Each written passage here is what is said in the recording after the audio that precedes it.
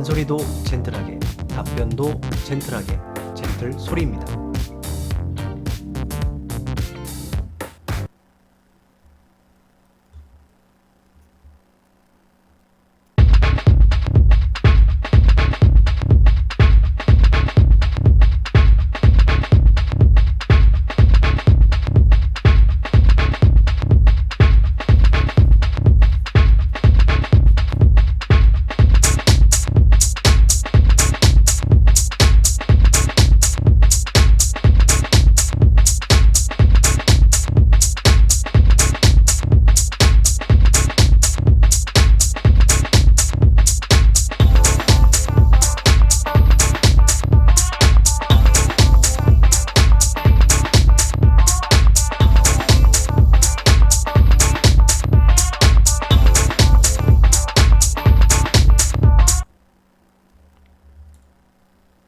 네, 이번에는 저번에 이어서 어, 그 맨땅에 헤딩하라.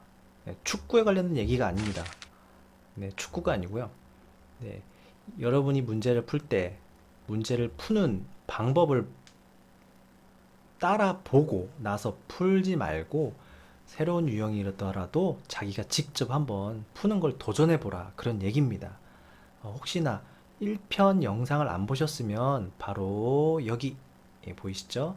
영상을 먼저 보시는 게 이해하는 데 도움이 될 겁니다. 오늘은 그 다른 맨땅의 헤딩 방법을 말씀을 해드릴 거니까요. 자, 문제를 제가 고민하다 보니까 다른 방법으로도 헤딩할 수 있더라고요. 한번 헤딩을 해보겠습니다. 자, 이번에는 어떤 방법이냐면요. 이해를 통해서 해보는 거예요. 수학도 이해가 필요한 학문이죠. 암기가 아닙니다. 공식만 외워서 문제 풀 수 있다? 그거는 뭐 초등학교나 뭐 중학교 한 1, 2학년까지 먹힐 수 있어도 그 이상은 절대 어림없습니다. 그래서 수학이 어려운 학문이라고 하는 거죠. 자, 어떻게 이해를 했냐면요. 백분율이잖아요. 백분율에 대한 이해를 한번 해보죠. 자, 5%의 뜻을 무엇일까 고민해 보면 이거는 뭐 퍼센트 100분을 배우면 웬만큼 알 거고 뭐 어른들도 다 알죠. 5%의 뜻은 100% 기준으로 봤을 때 20분의 1에 해당되는 값입니다.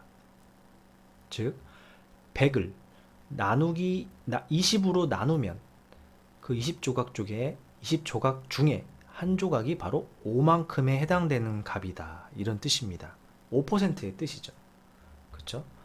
그렇다면 이 전체가 지금 X리터가 있죠. 리터는 부피의 단위죠. 이 X만큼의 20분의 1은 얼마큼인지 그거 문제를 풀라는 게 바로 이 문제입니다. 5%를 풀란 얘기가 100% 5%는 100%의 20분의 1이니까 X의 20분의 1도 그럼 5% 해당되는 양이 되겠네요. 당연히 X 나누기 20 하면 끝입니다.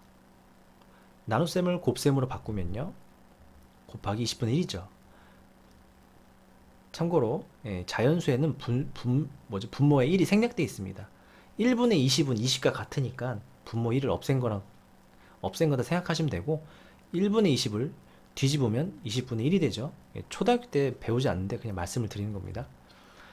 자, 이게 자연수라 생각하면 x값이 자연수는 분자에 곱하라. 그래서 곱하면 20분의 x가 나옵니다. 벌써 끝났네요. 1편 영상 보셨으면 아셨을 거예요. 그거 상당히 길었어요. 그죠? 뭐 듣다가 짜증이 날 수도 있는데 이번에는 되게 쉽게 끝났습니다. 이런 식으로 이해돼요. 하지만 이 풀이법이 맞다 틀리다는 당연히 논쟁이 있을 수 있어요. 있을 수 있지만 개념이가 중요하다는 걸 말씀을 드리는 거고 혹시나 객관식 문제가 나왔다. 네, 이렇게 다 풀 수 있으면 여러분 대단한 겁니다. 네, 이런 식으로도 헤딩을 할 수 있습니다. 하지만 또 다른 방법도 있다는 걸 알 수 있습니다. 여러분들이 인강이나 문제집 해설을 먼저 봤다면, 문제 푸는 걸 먼저 봤다면, 여러분들은 그 비슷한 문제를 보면 그 인강에서 본 방식, 해설지에 써 있는 방식 그대로만 풀 겁니다. 다른 생각을 전혀 하지 않아요. 그래서 이 문제에 대한 풀이법은 단 한 가지다. 이런 고정관념이 생길 수가 있는 거예요. 그래서 맨땅에 헤딩해 본 사람들은 다른 방법도 있지 않을까라고 이렇게 의심을 할 수가 있죠. 그런 차이가 나중에 큰 변화를 만듭니다. 자, 이번에는 초등학교 때 배운 비례식을 한번 해보죠. 왜냐면 이 분수도 나고 뭐 퍼센트도 그렇고 다 비율입니다. 비례랑 관련 있는 거예요. 그쵸? 자, 보겠습니다. 비례식으로 한번 바꿔보면 백분율 나오고요. 여기는 부피 리터가 나옵니다. 즉, 백분율과 이 부피는 비례 관계다. 그러니까 이 문제가 풀리는 거 아닙니까? 그걸 이해했다면 비례식을 사용할 수도 있어요. 비례식을 써보면 5%는 100%일 때, 백분율이 기준이니까요. 100%일 때 현재 5%밖에 없어요. 그러면 100%에 해당되는 전체 부피는 X리터죠. 그렇다면 5%에 해당되는 부피는 얼마 리터만큼 있냐라고 비례식을 쓰면 이렇게 쓸 수가 있는 겁니다. 그쵸? 비례식은 초등학교 때 배우셨겠지만 외항의 곱과 내항의 곱은 같다. 뭐 그 규칙 가지고 그냥 풀면 끝이죠. 그러면 그 규칙대로 해보면 외항의 곱은 100 곱하기 얼마. 제가 일부러 한글로 썼습니다. 또 그 골뱅이교 쓰면 헷갈리실까봐 그냥 글자 그대로 한번 표현해 보겠습니다. 100 곱하기 얼마고요? 내항은 5 곱하기 x입니다. 이 중에서 얼마라는 값을 찾아야 되죠. 그러려면 이 왼쪽에 숫자 100을 없애야 됩니다. 100을 없애려면 곱셈이니까 나누기 100 하면 1로 바뀌죠. 100 나누기 1이니까 1은 곱 하나만 하기 때문에 100이라는 숫자를 없애게 되는 효과가 나타난 겁니다. 그래서 오른쪽에도 똑같이 넣어줘야 되죠. 이 는이란 기호 때문에 똑같이 넣어주고 똑같이 빼줘야 된다는 거 잊지 마시고요. 그래서 이 왼쪽 식을 풀면 얼마밖에 안 남고요. 오른쪽은 요 나눗셈을 곱셈으로 바꾸면 100분의 1이죠. 5와 5 곱하기 x는 자연수라 생각하시면 자연수는 분자에 곱한다. 초등학교 규칙이죠. 그대로 곱해서 넣어버리면 네, 100분의 5 곱하기 x지만 100분의 5는 20분의 1이죠. 그래서 1 곱하기 x는 곱 하나만 하니까 1은 그래서 x 그래서 20분의 x 리터가 나오는 겁니다. 결국 이 문제는 맞다. 이렇게도 풀 수 있습니다. 이거는 비례식에 나오는 규칙대로 푼 거니까 좋은 풀이죠. 이런 식으로 풀어도 이 문제 푸는데 아무런 지장이 없습니다. 이거 참고로 중학교 문제입니다.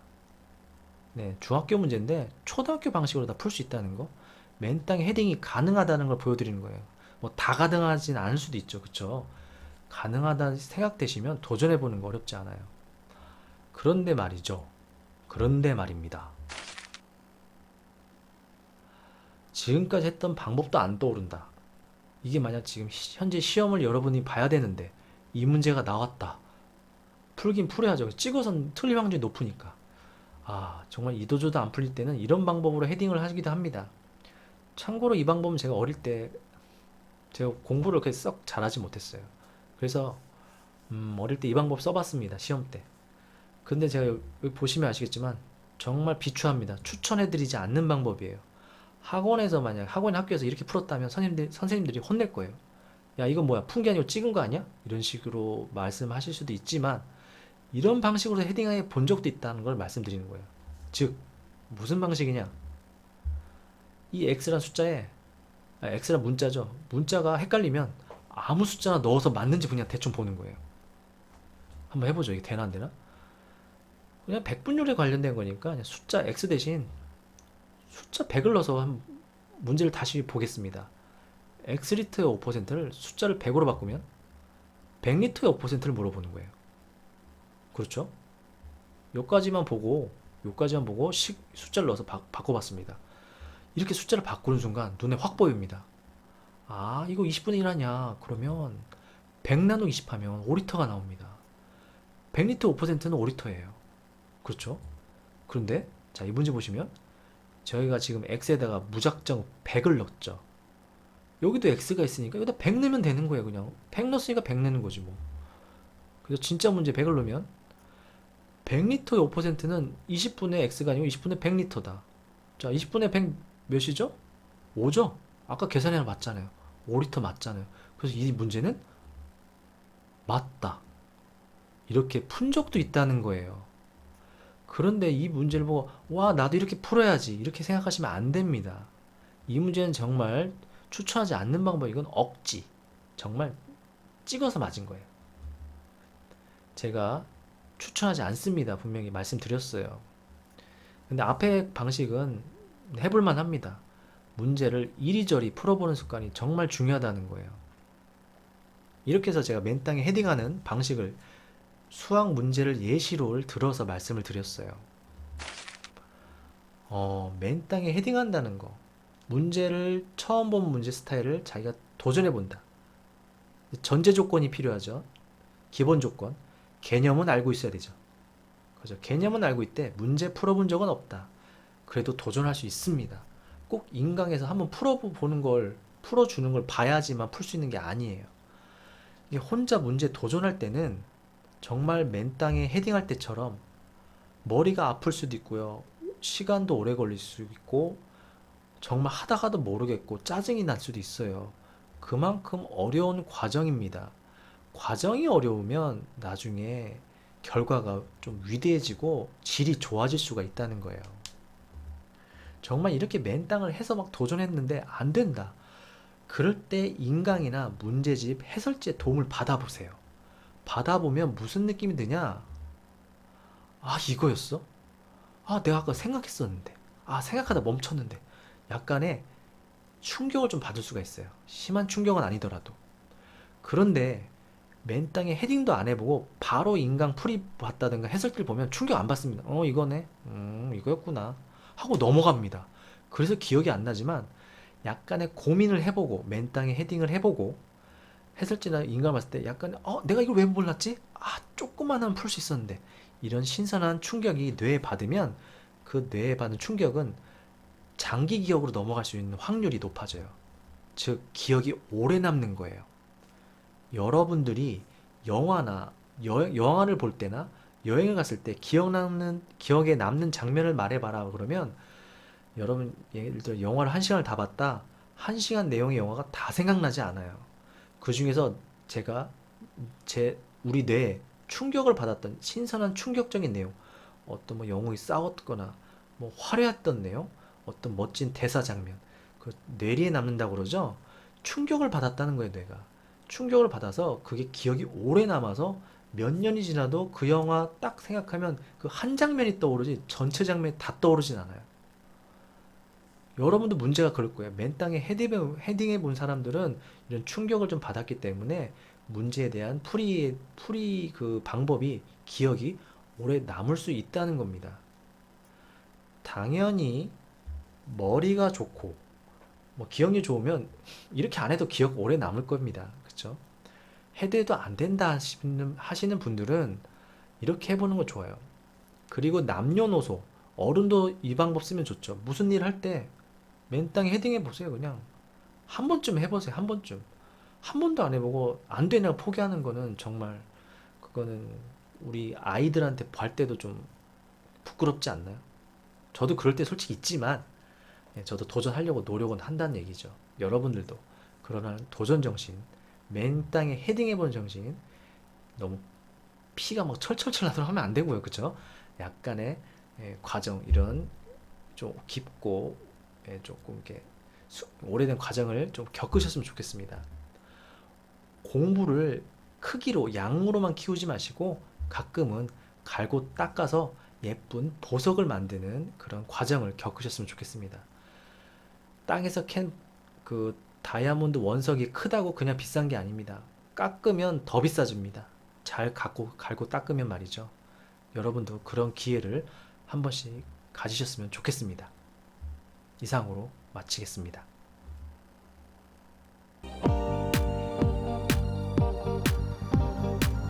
내일도 젠틀하게 여러분과 소통하고 싶습니다. 다음에 만나요.